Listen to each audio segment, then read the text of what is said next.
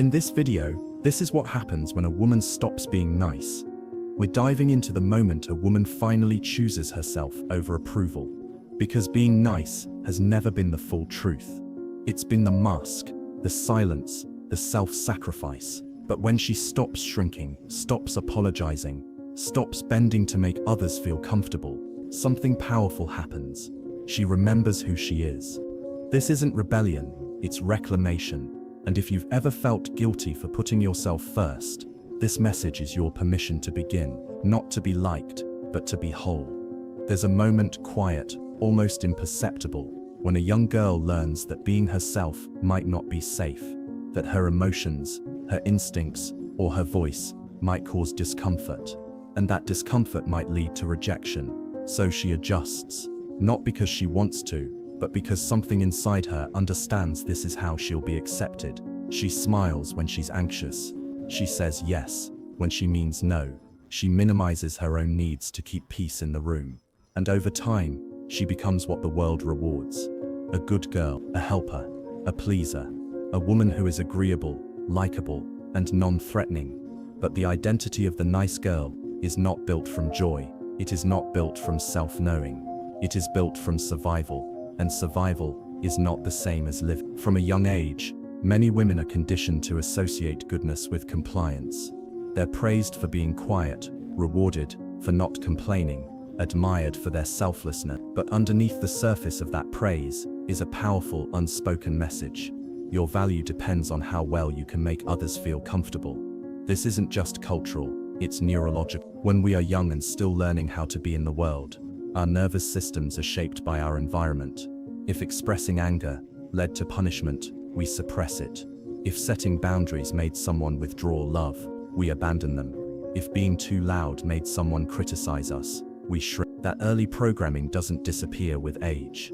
It becomes personality. It becomes the lens through which we relate to the world. And many women reach adulthood, not knowing who they are, only who they've been trained to be.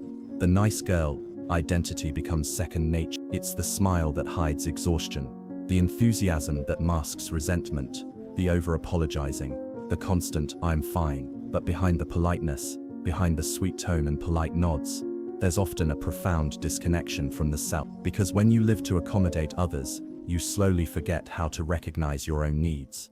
This isn't because women are inherently self-sacrificing, it's because in many environments, saying no was not an option. Speaking up had consequences. Emotional honesty was dangerous, and so, survival required adaptation. But adaptation comes at a cost. The cost is authenticity. The cost is feeling like a stranger in your own life. The cost is wondering why you feel anxious in rooms full of people who like you. Why you feel invisible in relationships you work so hard to maintain. Why you can't stop overthinking every word you say, every way you show up. It's because the nice girl role doesn't allow room for contradiction, for realness, for humanity. It demands perfection. It demands sacrifice, and it offers only conditional love in return. Many women stay in this role for years, decades, even, because it feels safer than the unknown. There's comfort in predictability. There's a quiet relief in knowing how to play the part. But that comfort is often accompanied by emotional burnout, resentment, and a chronic sense of being unseen.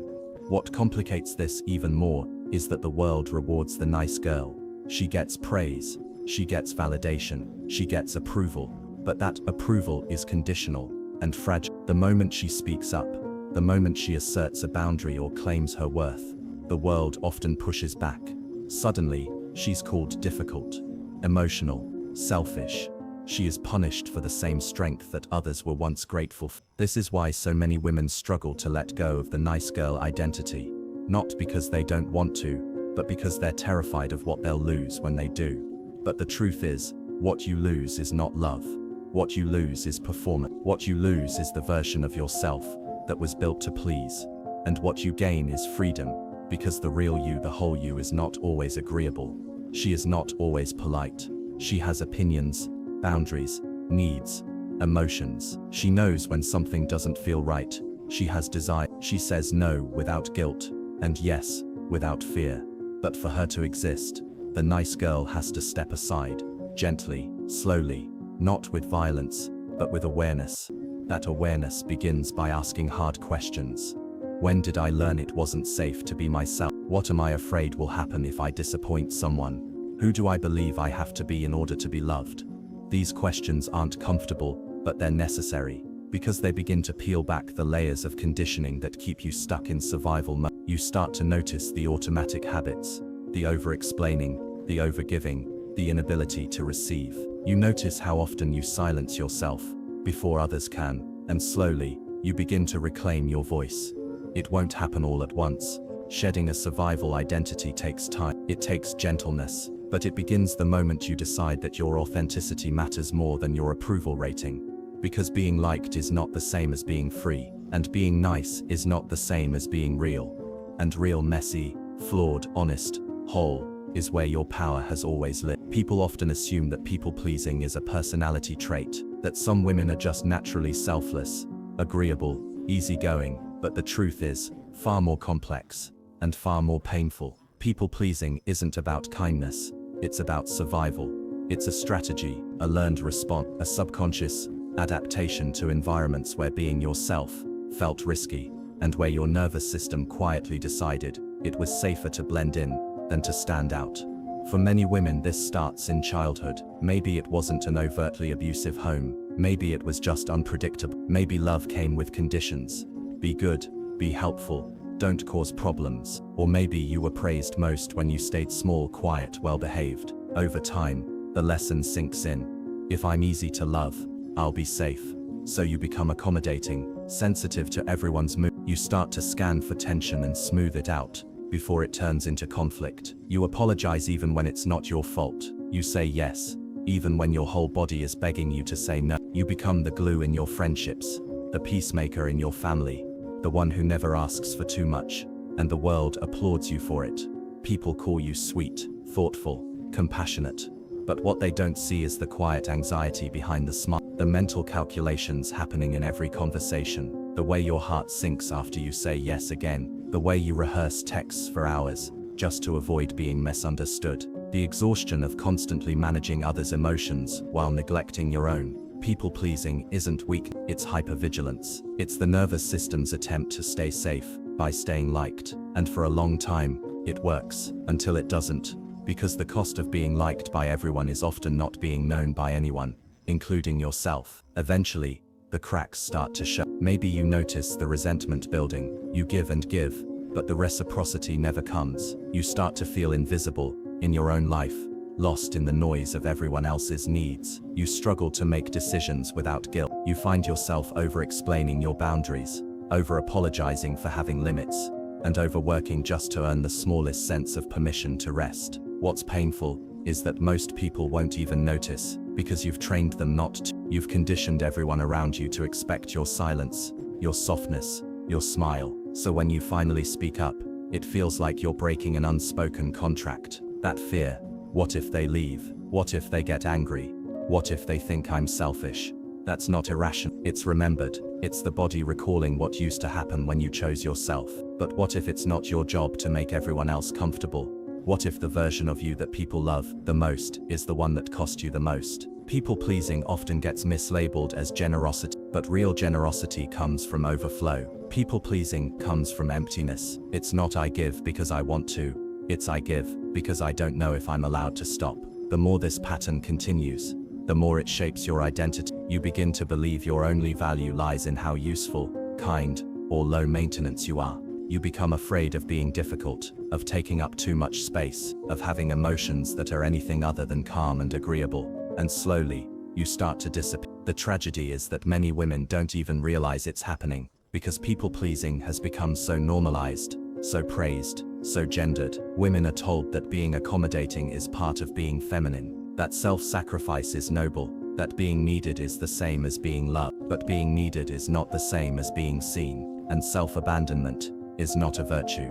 When you start to peel back the layers, you may find that your people-pleasing is rooted in deep, unresolved fear, not just fear of being disliked, but fear of being rejected, punished, humiliated, or alone. These fears don't go away just because you understand them. They go away when you begin to make different choices, in small, consistent ways. It starts with noticing when you're about to say yes, but your body says no. Noticing when your voice gets smaller in the presence of someone else's disappointment. Noticing the way your stomach tightens when you need to assert a boundary, and in those moments, pausing, asking yourself, what am I afraid will happen if I say what I really feel? That question opens a door, because once you can name the fear, you're no longer controlled by it. You begin to act from clarity, not habit, from self-respect, not old programming. The goal is not to become cold or distant. The goal is to become honest, grounded, whole, to give from a place of freedom, not fear, to show up in relationships as someone who can be both loving and boundaried, kind and self-honoring. Because the truth is, not everyone will like you when you stop people-pleasing, but the ones who they'll be loving the real you, not the version of you shaped by fear. And more importantly, you'll begin to like yourself, not because you're always agreeable, but because you're finally real. The moment a woman sets a boundary, it can be as small as saying I can't make it tonight, or as big as walking away from a relationship that no longer feels safe. But regardless of how it sounds on the surface, the deeper message is the same. I am choosing myself now. And that one choice, simple, quiet, personal, often sets off a chain reaction, because when a woman begins to reclaim her boundaries, the world around her doesn't always applaud. More often it resists, not because she's wrong, but because she's breaking a pattern that benefited everyone else. Boundaries, by nature, rearrange dynamics. They redefine expectations. And for those who have grown used to her being endlessly available, agreeable, self-sacrificing, her saying no feels like rebellion. But it's not rebellion, most women don't wake up one day and decide to become difficult. The decision to start setting boundaries is almost always preceded by burnout, emotional depletion, that hollow feeling of giving too much, too often, to people who have come to expect. And in that exhaustion, something inside begins to whisper, there must be more than this. That whisper grows louder. It starts showing up in the way she gets quiet in rooms that used to excite her, in the resentment that creeps in after every one-sided conversation, in the guilt that follows her around like a shadow every time she chooses herself over someone else. Eventually she listens, and she starts saying no, not because she's angry,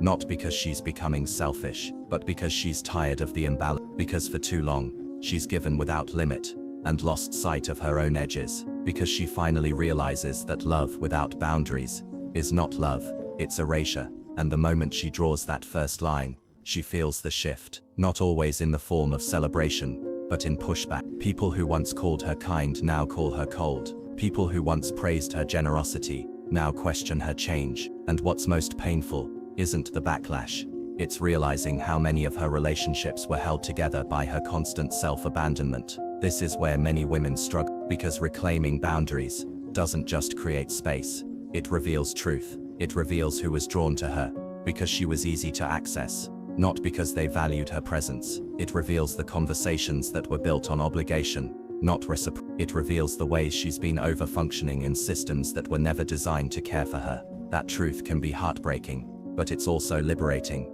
because with every no she says, she's saying yes to something else, her peace, her energy, her time, her joy. She begins to realize that boundaries aren't walls, they're doors. They don't keep the right people out, they let her choose who gets to walk in. And maybe for the first time, she stops explaining herself. She stops apologizing for needing space, for changing her mind, for saying, that doesn't work for me. She starts trusting her own voice, especially when it makes other people uncomfortable. That discomfort is part of the process, because most people are not taught how to respond to a woman who values herself more than she fears being disliked. Most people are not used to seeing women who refuse to perform emotional labor just to keep the peace. But boundary setting isn't about others, it's about integrity with the self. It's about coming home to the body, to the gut feeling that says, this feels off.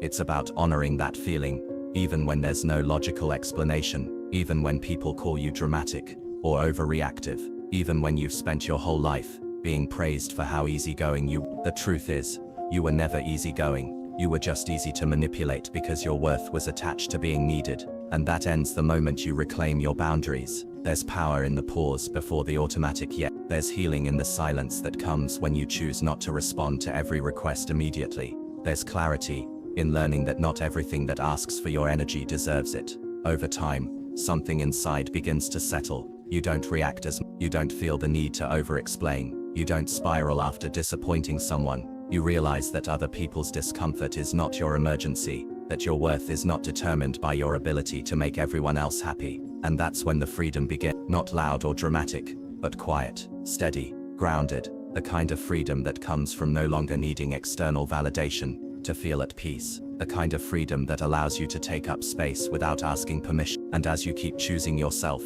as you keep setting boundaries that feel firm and loving, the resistance fades, not because the world changes overnight, but because you do. You become less available to what drains you, more attuned to what nourishes you. You build a life that reflects your truth, not just your survival patterns. And in that life, you don't need to be nice to be loved. You don't need to be selfless to be worthy. You don't need to explain your no to earn respect.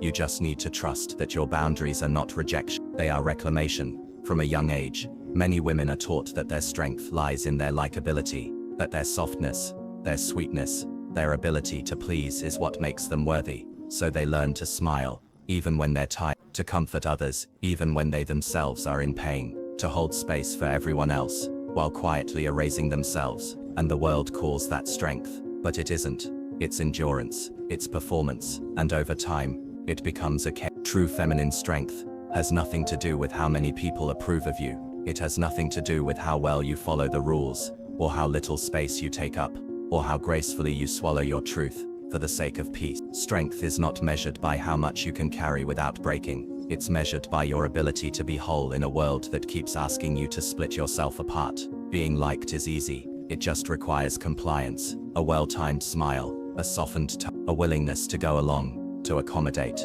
to avoid friction. But being whole, that's something else entirely. Being whole means telling the truth, even when it means showing up with all your layers, your light, your shadow, your messiness, your clarity, and letting them exist without shame. Wholeness is dangerous in a system that thrives on women staying small, because a whole woman doesn't need to be managed. She doesn't bend herself into shapes to fit someone else's comfort. She doesn't apologize for her intensity, or shrink her voice, or mute her boundaries just to be accepted. She knows her worth doesn't rise and fall with how digestible she is to others, and that's what makes her powerful. But for many women, the journey to wholeness begins in conflict, not with others, but within, because choosing wholeness often means letting go of the good girl identity, the one who always smiles, the one who never asks for too much, the one who keeps the peace, even if it costs her everything. That identity is deeply rooted, not because it's true but because it once kept her safe. And so the unraveling begins, slowly,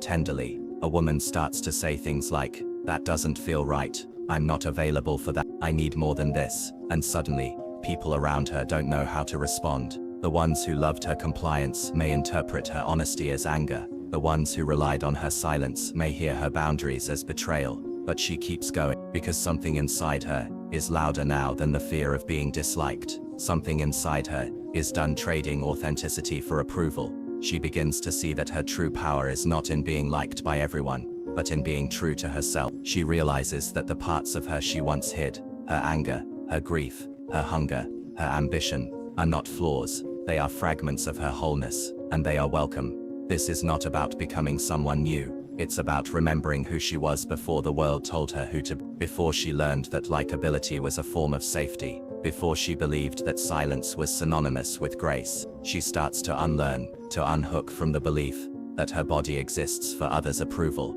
to question the urge to apologize for taking up space, to interrupt the reflex to please at the expense of her own truth. And as she does, something begins to shift. Her relationships begin to evolve, not because she's pushing people away, but because she's no longer willing to perform in order to stay close. She no longer fears loneliness the way she used to, because now she's developing a relationship with herself that's rooted in truth, not self-neglect. She learns to rest without guilt, to say no without over-explaining, to feel beautiful without needing confirmation. She stops waiting for the world to validate her, and starts building a life that reflects her inner landscape. It's not always easy. There are days when the temptation to go back to shrink, to smooth things over, to be nice, feels overwhelming. But then she remembers, she's not here to be agreeable, she's here to be alive, fully, boldly, softly, wildly. That's what wholeness really means. It means embracing contradiction, being strong and sensitive, gentle and direct, quiet and powerful. It means letting go of the binary that says you're either likable or difficult, selfless or selfish, emotional or rational. You can be all of it, because being whole is about integration, not perfection. And over time, she realizes that the more whole she becomes, the less she fears rejection, because she's no longer seeking permission to be herself. She's simply being. That is the essence of true feminine strength, not in how palatable you are, not in how invisible you can make your needs, but in your willingness to stand fully in your truth, even when it makes others uncomfortable. Wholeness is not always praised, but it is powerful. At some point, every woman who has lived her life through the lens of being nice, of being agreeable, available, and endlessly accommodating, reaches a quiet edge. She feels the weight of her own absence, the fatigue of being everything for everyone, and nothing for herself. And in that sacred moment, she stops, not because she's broken, but because she's waking up. The nice girl wasn't who she was, it was who she needed to be to survive. People-pleasing wasn't love, it was fear, shaped into politeness. Boundaries weren't rejection, they were a return. And wholeness is the home she's been trying to get back to her entire life. When a woman stops being nice, she doesn't become cruel, she begins to choose herself, not because it's easy, but because it's honest. She begins to listen inward, speak truthfully, rest deeply, and move with intention, not for approval, not for applause, but for alignment. This is not about becoming less kind, it's about becoming less conditioned. It's about knowing that true feminine strength is not in how well she is liked, but in how fully she is herself. And once she reclaims that, she doesn't go back, she doesn't have to, because she has finally remembered, being whole was always more powerful than being nice.